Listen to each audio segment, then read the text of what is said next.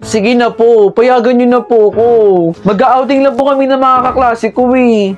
Kapag sinabi kong hindi ka pwede sumama, hindi ka sasama. Sana naiintindihan mo yun, Aliana. Sige na ma, ito na kasi yung huling pagkakataon namin na magkakasama kami. Wag mo na akong piliting paluin ka pa ha. Graduating student ka. Sana alam mo yun. Lapitin kayo ng mga aksidente. Tandaan mo yan, baka hindi ka pa makagraduate. Saka gusto mong umalis ngayon. Basta hindi kita pinayagan. At wag mo akong susuwayin dun ha. Maghugas ka ng plato doon. Eh, hindi nga kasi ako pinayagan ni mama eh. Gustuhin ko man sumama pero ayaw talaga ni mama. Ano? Pare-parehas yung mga nanay natin eh, no? Alam mo ba yung nanay ko? Hindi rin ako pinayagan. Susuwayin ko siya. Ito na yung uling pagkakataon na magkakasama tayo eh.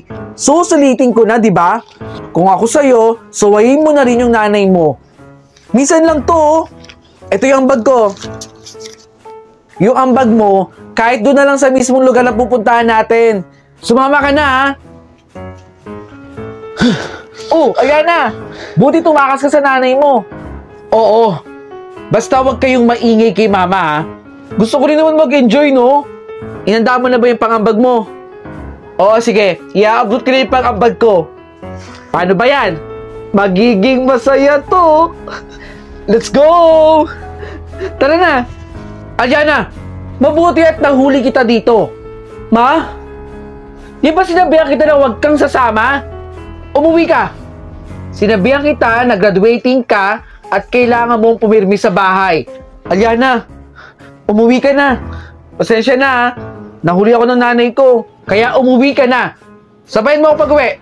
Una na kami, Aliana ha. Mag-ingat kayo ha. Enjoy. Tara na. Masaya to, masaya. Napaka-KG. Masabay kang bata ka ha. Aliana anak. Yes ma. Halika rito. Tignan mo tong balita na to. Hindi ba't mga estudyante to ng eskwelahan kung saan ka pumapasok? Bakit ganyan reaction mo? Sila po yung mga kasama ko. Ha? Ito ba yung kaklase mo na si Eric? Nalunod eh.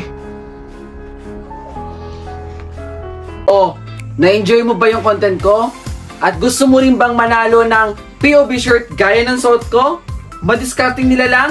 Nako, wag mong kalimutang i-follow yung Facebook page na nandito sa screen at mag-comment ka sa nakapin post.